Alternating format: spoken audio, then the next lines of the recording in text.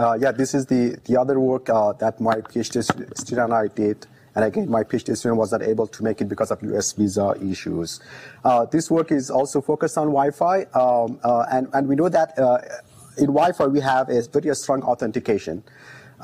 Station and its access point actually must prove to each other that they have a knowledge of a pre-shared key or some shared key.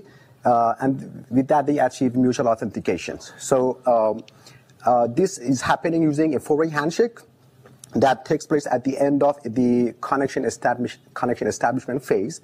And once the mutual authentication is completed, the two parties have the secure key or new key for the subsequent protected connection. So if four-way handshake is patched against cracks, it actually does its job perfectly. And it achieves its objective. Then what's the problem here? The problem is that four-way handshake has limitations. So it does what it is supposed to do, but it also has two main limitations. One limitation is that four-way handshake verifies the creators of the messages, of four-way handshake messages. It does not verify whether the sender or the transmitter of that message is actually the same as the creator of that message. That means there is no physical layer or signal authentication during four-way handshake. The second limitation is that four-way handshake, of course, applies to when four-way handshake takes place and after that. It does not protect things happen prior to four-way handshake. We call them pre-authentication frames. So this issue has been previously identified and has been already partially addressed using a new feature in the 2020 roll-up of the IEEE 802.11 protocol. So what these limitations would create is like, open up for set of different attacks. For example, an attacker can spoof or overshadow the preamble. Preamble is the signal at the physical layer in which four-way handshake cannot do anything for. And there have been shown attacks, for example, in one attack, an attacker can spoof a preamble and just send the preamble without sending any payload, and then making the receivers just wait for nothing. It's a sort of a DOS attack. This vulnerability has also created a space for launching MITM attacks, in which an attacker can offer a higher signal strength to the victim to get it connected to itself. It can abuse channel switching mechanism to basically create a multi-channel MITM. It can jam the legitimate AP signal so that forces the client to switch to a different channel, again creating a multi-channel MITM. Or the attacker can actually deploy a relay a little bit far from, when the AP and the access AP and the station are far from each other, it can deploy a relay and basically communicate the communication between these 2 points even on the same channel. So in that case, it's going to be a same channel MITM, and this MITM position can lead to relay attacks, deep replay attacks, and blocking the frames. So these vulnerabilities have led to several attacks over the past, I would say, decade, starting in 2014 all the way to just December 2021. Some of these attacks are listed here. A good number of them are based on multi-channel MITM attacks, and another set of attacks are based on spoofing or overshadowing preambles. So is this the first work that try to basically let me tell you what is the root vulnerability here. You all have heard about WPA2 and WPA3. These are basically MAC layer protocols, and because they are MAC layer, they are oblivious to physical layer. They don't see what's happening at the physical layer. No authentication for physical layer fields and attributes. That includes no authentication for the frame preamble, and the preamble itself consists of a signal field and signal like a training signal and a SIG field. It does not protect the operating channel. It also does not protect the location element sent by the access point, and among other fields. And then because again it's sort of the four-way handshake happens at the end of the connection establishment, it is infeasible to protect pre-authentication frames with a post-authentication key. So that has been an essential issue, applies to both physical and MAC layer, and that leaves many header fields unprotected in that period, in the pre-authentication phase. So this problem has been addressed in various ways by previous researchers, notably the operating channel validation proposed in 2019 and was added to the 2020 rollup of the IEEE standard.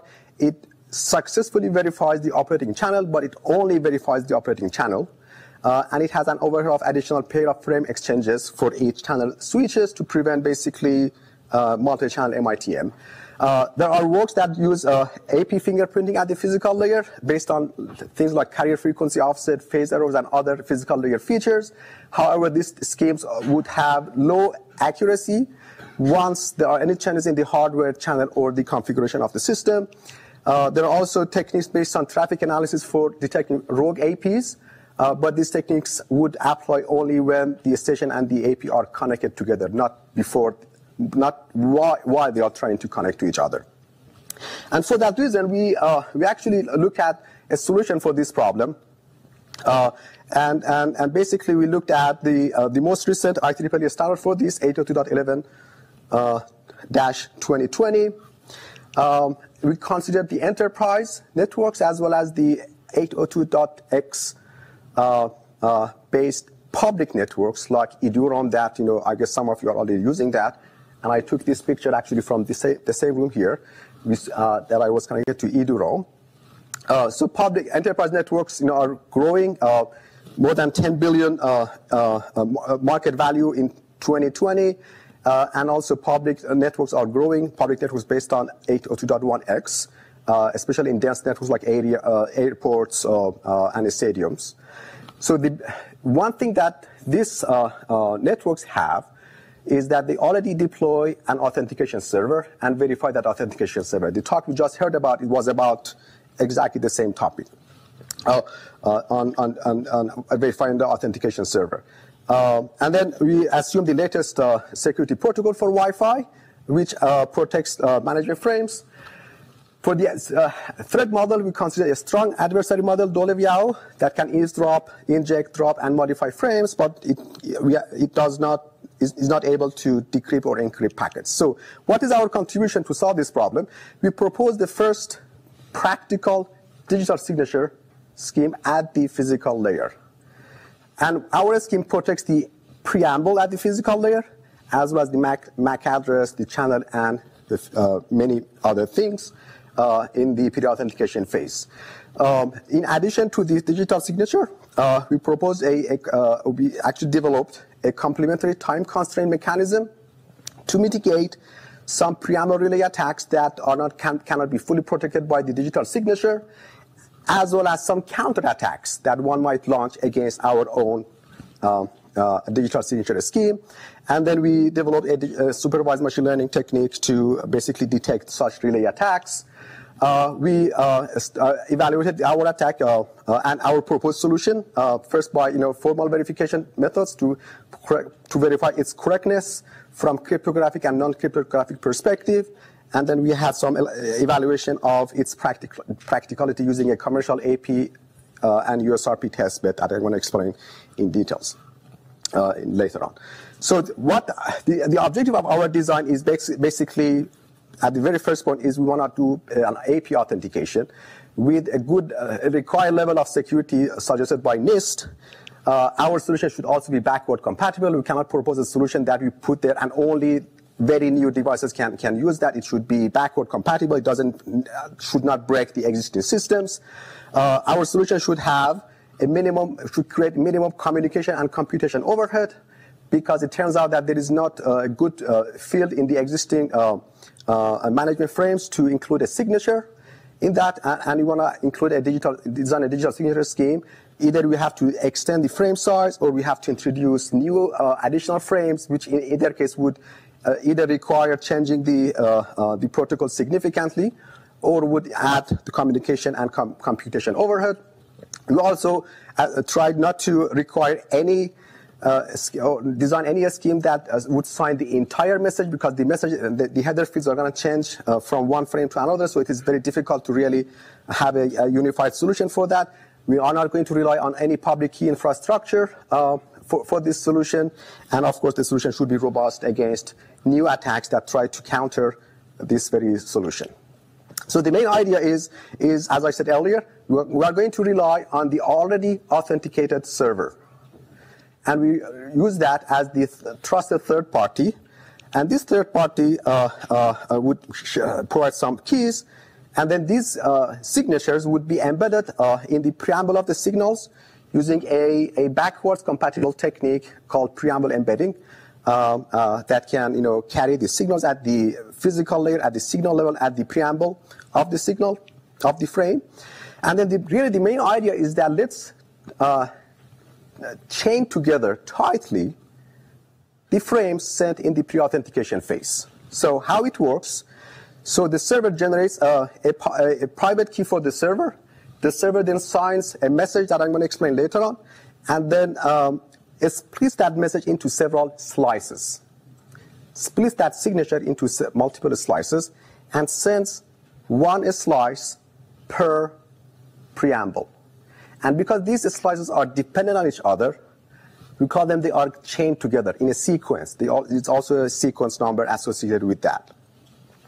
And once the receiver receives the entire set of pre-authentication frames, it also obtains a public key of the access point from the server, and then using that public key, it verifies the assembled slices which constitute the signature of the AP, and that way it can verify the AP. At the same time, it looks at the time frame, the interframe delay to basically as an additional level of protection against some counterattacks. So in a nutshell, once the server generates the pair of public and private keys, the AP specifically signs its own MAC address and the time it sends its very first message, its very first pre-authentication message, just to make sure to prevent some of the replay attacks in the future. As I said, it then in enterprise network or 802.1x based public networks, it splits the signature into 13 to 15 slices, depending on what EAP protocol it uses. And then receiver starts a timer to measure the time frame, the inter-arrival time of different frames. And then the receiver then puts together all the signature slices and verifies the signature. So a little more into how these signatures or slices are being sent. So the station first sends a message or association request or authentication request to the AP as normal. Then the AP looks at its current time and generates the signature based on its current time and its MAC address. In each slice of the preamble, there could be up to 20 coded bits. And then it starts to transmit those preambles with the frames. So whenever the AP wants to do any channel switching, it XORs the current preamble with the subsequent preamble slices to basically protect or to basically help the station verify whether or not there has been any valid channel switches. And at the very last preamble slice, it XORs that last preamble slice with the a secure hash of the current channel as well as the sequence number of the last frame, again to prevent some message insertion or message replay attacks. And then that's how it verifies the pre-authentication phase. So in terms of what cryptographic measures or cryptographic choices we could have, this scheme that I described was mainly based on an asymmetric key approach, but there could be also benefits of using a symmetric key approach for that. I want to just have a brief discussion of the benefits of each of these two. So if you want to look at from the speed perspective, HMAC based on symmetric keys actually is faster for generation and verification compared to an asymmetric key approach. And specifically, we have used BLS, which is NIST-approved signature scheme. If you look from the latency perspective, when you use a symmetric key approach, actually the station can verify each preamble as it arrives. So it has a low latency. But when you use a signature-based scheme, the station has to wait for the end of the connection establishment phase before it verifies the signature. So it has a little bit of disadvantage on that. However, in practical sense, a signature scheme works better because a symmetric approach would only work for returning users, because returning users are those who have already had a symmetric key of the AP, whereas new users, when they want to connect to the AP, they don't have the symmetric key of the AP, and rather they have to rely on the public key of the AP. So in that sense, it has an advantage using a public key, and also going to be scalable for large scale networks like airports and universities and dense areas. And then also, I mean, asymmetric key has an advantage in terms of key management because it has to manage fewer number of keys compared to when we use a symmetric key for this approach. And for this set of reasons, we choose to use a symmetric key, signature scheme. But in some cases, like roaming, I guess we can take advantage of the symmetric key approach. Then, as I said, like, you know, a complementary mechanism here is to prevent some of the attack is to use some time bounding of the frames. Why? Because, you know, as shown in this figure, there could be a relay attacker that gets a valid frame with a valid preamble, doesn't touch that preamble, but changes the rest of the frame because the rest of the frame is not protected. So it's a sort of a counter attack to our scheme that, you know, you copy the legitimate preamble, but you modify the rest of the frame. Oops. Okay, to counter this, we have studied like how much it takes for a relay attacker to actually generate its spoofing signal or relay signal or frame. The time it takes consists of, you know, the time it requires to alter the packet, the time it requires to transmit, for the propagation delay, and the time it needs to transmit for transmission of that packet, of that frame. In the worst case scenario, we assume that the attacker is very powerful, meaning that it takes 0 time for it to alter the message, and it also takes 0 time for it to send it over the air. But there are some delays with regards to a back-off delay. There are delays for, you know, IFS, you know, interframe spacing, and some other delays that are not zero based on IEEE standard. And then our idea is to have the station learn a threshold for itself, and then compares the time it takes for different frames, the time interval between different frames, whether or not those exceed that threshold or not. So briefly about the security feature of our scheme, we studied its robustness against brute force attacks. It's pretty robust. It can protect the non-cryptographically protected frames using the time constant I just described. It can take care of the channel switches, not just one channel switch, but multiple channel switches. And if uses an HMAC, it can also take care of the roaming. Briefly on the verification, we formally verify it using a model checker and also a cryptographic protocol verification. So model checker checks against, you know, multi-channel MITM attacks, preamble spoofing attacks, and so on. And the cryptographic protocol verification checks for the end-to-end integrity and authenticity of the scheme. The details are in the paper. I skipped that for brevity. We did some hardware experiments based on GNU Radio. We extended some of the libraries on GNU Radio to support this scheme, basically at the physical layer. We had a limited testbed, you know, with a commercial access point and a USB as a receiver, and the results are very promising. The uncoded bits, the signature bits on the preambles achieve after, like, if you look at the 13 frames, achieve more than 90%. Once we add channel coding, it's going to even improve the reliability of this scheme. The amount of delay it adds is quite decent. It adds about 2.4% of the connection establishment time, which is very decent. And then we studied the detection of the relay attack. There are various transmission and processing delays. We developed a machine learning approach based on K and N, and test whether or not we can actually detect relay attacks, and the results are pretty promising. Almost always our scheme can detect relay attacks. So a couple of key takeaways.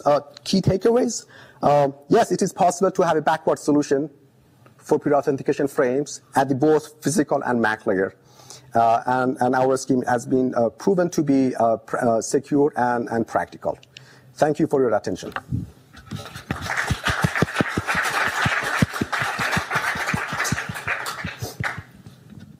Thank you. Any questions?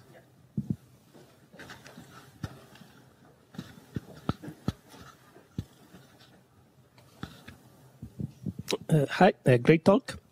And I was considering if you looked at denial of service risks within your solution, because at the beginning you motivated the need of your solution because of denial of service, right? But then if I flip one bit in the preamble, I guess that I can denial of service the connection establishment process, especially in the asymmetric case where I have to wait till the end of the connection establishment to verify the signature. So there could be different types of DOS attacks. If you mean DOS attacks like jamming attacks, it could be a different story. This is like, I mean, in these experiments we studied that. But if you mean like, other types of DOS attacks, we haven't identified any. If you like, elaborate or maybe explain like what type of DOS attacks you think, I can. Like flipping one bit in the preamble. Or changing one bit. DOS attack already, right? Because so then. Yes. So if the attacker changes one bit in the preamble, then it's going to be a DOS attack. But the receiver would detect that as soon as the end of the connection establishment phase. And we had a different a prior work on what in that published in CNS last year on what are the actions that the station needs to take if it sees some frequent connection drops. So it tries to connect the AP multiple times, and it fails. So we reported some of the issues to Wi-Fi Alliance in terms of the actual vulnerability of Wi-Fi systems to any similar DOS attack, including attacks against this one. And we proposed techniques like, the station has to look at, the channel has to look at a few metrics to see whether or not it's actually subject to an attack. And if it is subject to an attack, it can, take some corrective actions. Okay, thanks. Further question? Sorry. I was just wondering how the user receives the public key of the AP. So basically, it receives from the server. So if you are familiar with basically WPA2 or EAP authentication method, when the server and the station are authenticating each other, at one of the final messages that the server sends to the station, it sends a message that could be used for driving the private pairwise master key. On that same EAP message, it also sends the public key of the AP to the station. So that's basically the job of the server to send the public key of the station, public key of the AP to the station. I thought that this was prior to such handshakes. So if they have already met each other, they already have that public key. But if they haven't met each other, the station would start the process and would receive the AP's public key at the end of the connection establishment phase, and that stage it can verify the message it has been receiving. Okay. But yeah, compared to a symmetric key approach that the station and IP already have met each other, it has a little bit of a disadvantage because the station has to wait for the end of the process. I'm not sure if the symmetric approach works because you have the same key for both the sender and the verifier. So I think this is quite dangerous to use the symmetric key approach. So if the symmetric key is the same, so you can never prove the origin or. Well, no. It's not mutual. I get your point. As long as that key is received from a trusted party, which is the server, it can be trusted.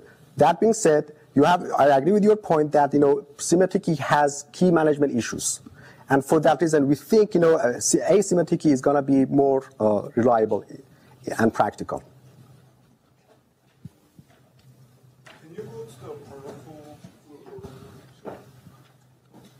This one or the next one? No, the full handshake. Oh. You mean this one? with the like all the greens and all those. I keep going. Tell me which one you.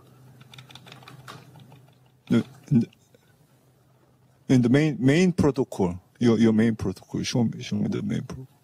Is this what? So still same as the I think the previous question. If attacker can do signal overshadowing on one of the preamble, right? Can you do like a denial of service attack very easily?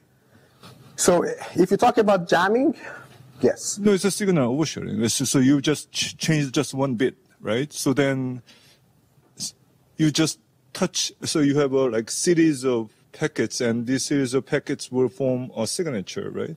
If you just overshadow just one bit, then all of the previous message becomes useless, right? Essentially, yes. So again, because of that, and this is not the only type of DOS attack that an attacker can launch. Even without this scheme, the attacker can change or attack one of the pre-authentication frames, and still it forces retransmission of that frame. And if retransmissions again get denied, it would go back to the square one. So in our scheme, we account for retransmissions. So when one bit is lost, and the receiver notices that it would ask for retransmission, and if there are multiple retransmission failures, the connection establishment would reset, goes to the square one, and that's what we studied in another paper that the station has to look at some other metrics to take some corrective actions. And again, this is not specific to this scheme. It is about Wi-Fi in general. So even if you don't have this scheme, the attacker can launch DOS attacks as you described. But because you are adding pre-authentication, this pre-authentication leads to the DOS attack, right? So if you don't have pre-authentication, then you have just one. So you might have other previous attacks, but I mean those attacks are more difficult than the overriding one of the attack that causes the complete. Well, pre-authentication is already there, and the other attacks before this scheme are not actually very difficult to launch. So I mean, I would be happy to discuss with other easy attacks against pre-authentication that will lead to DOS attack. So that's a real problem. And that's the point the committee has to look into that. We have brain to look into that. But this doesn't add much of new attack vectors to that issue. But that's a real problem. Again, we reported that to Wi-Fi Alliance, and we showed with some experiments that how it can keep the station from connecting to the AP and eventually giving up trying to connect to the AP. And that's a vulnerability in Wi-Fi standard in general. Okay, I'm afraid we run out of time. So let's thank the speaker again.